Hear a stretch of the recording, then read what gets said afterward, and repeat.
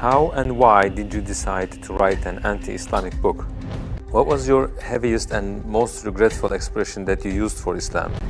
What was the reaction of the people around you when you became Muslim? How was your life in regards to faith? What did you believe in? I thought to myself, Islam is a lie. Islam is a danger. I got over 2,000 death threats. And in the end, I decided to write an anti-Islam book. God, give me a sign so that I 100% sure know this is the way. I couldn't sleep for it for 2 days. I couldn't accept it. It was so strange. Assalamu alaikum, Brother Joram van Klaveren. Thank you for accepting our invitation, and we are happy to have you with us. I want to first ask you, who is Joram? Wa alaikum salam, Ahmed. Thank you very much for the invitation. It's a great honor for me to be here. Joram van Klaveren was born on January 23 in 1979 in Amsterdam, in a pretty regular family: father, mother, brother, another brother, younger, a sister, a cat. In Amsterdam, I was born and raised there. We're a practicing Protestant family. After I finished high school religion, I was a teacher for a few years. There happened a lot of things in the Netherlands, especially in my life. Also, when I look at the bigger picture when it came to Islam, I became politically active for the Freedom Party. I became a member of parliament. And in the end, I decided to write an anti-Islam book, which started as an anti-Islam book, changed into this search for God, and it ended up me becoming a Muslim. How was your life in regards to faith? What did you believe in? Before I was a Muslim, I was a Protestant Christian from the Reformed Church. We read from the Bible, we all got biblical names, we were all baptized, we went to church, etc., etc. So we're pretty Christian in that way, in that sense. Of course, I believed that there is a creator, I believed in heaven, hell, I believed in angels, revelations, and of course what separates the Christians from the Muslims is that I believe that Jesus Christ was the Son of God. Yeah, in a more philosophical way, I believed he was God himself, of course. I believed in the resurrection and crucifixion of Christ, of course, and I believed in the atonement.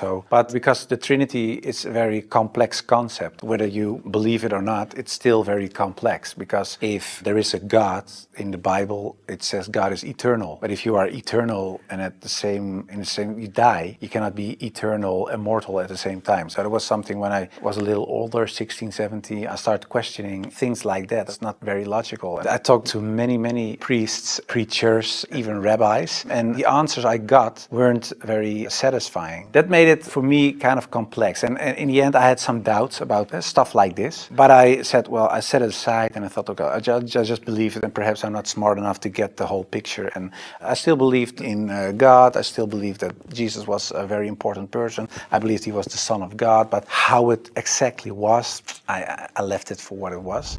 How and why did you decide to write an anti-Islamic book? After high school, I went to university and I did comparative religion. And the remarkable thing, I think, was that the first day of me going to college was September 11, 2001. Already thought, okay, these Muslim guys are kind of crazy and this religion isn't the truth. Then a few years later was this guy in the Netherlands called Theo van Gogh. He was a famous filmmaker and he was killed in the street. He was shot and they tried to slit his throat and they put a knife in his stomach with a letter on it for another girl, Ayaan Hirsi Ali, and it said, "You are next." So it strengthened my anti-Islam feelings in such a way that I thought, well, I have to become politically active to do something and stop this evil of harming our country. You started politics because of Islam? Yeah, and that really had to do with Islam. That was the reason that I wanted to write a book, to explain to people why Islam was a danger for the world. When I was writing my book, like I said earlier, the questions, the doubts I had about Christianity popped up again. And that was about truth, of course, because I was a believing Christian guy. And yeah, the Christian questions I had in the end were answered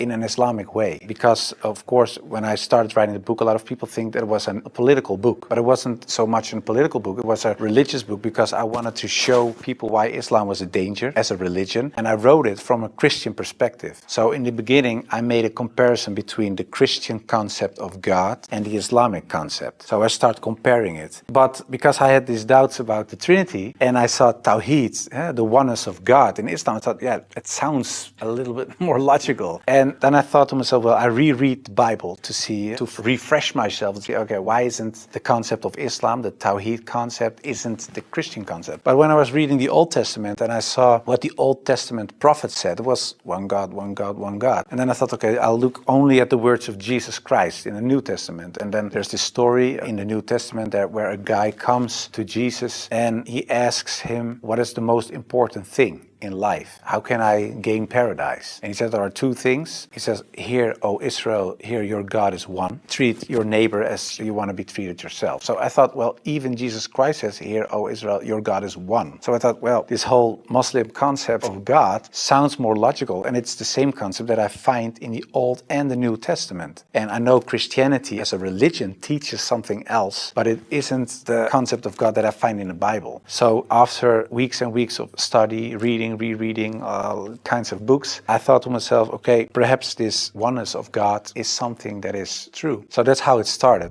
What resources did you use while doing your research? Because I was kind of shocked, I started writing to several authorities on these religious matters. And one of the guys that I wrote to was Sheikh Abdul Hakim Murad, and he's a professor from Cambridge University. But in a way, it was kind of strange, of course, because I was a politician back then still. I was writing an anti-Islam book with an anti-Islam purpose. And I'm asking this Muslim professor from another country, can you help me? So I told him, I'm writing a book. I have a lot of questions. So I was very plain why I thought, why is Islam promoting terrorism? Why is anti-woman, anti-Christian, anti-whatever?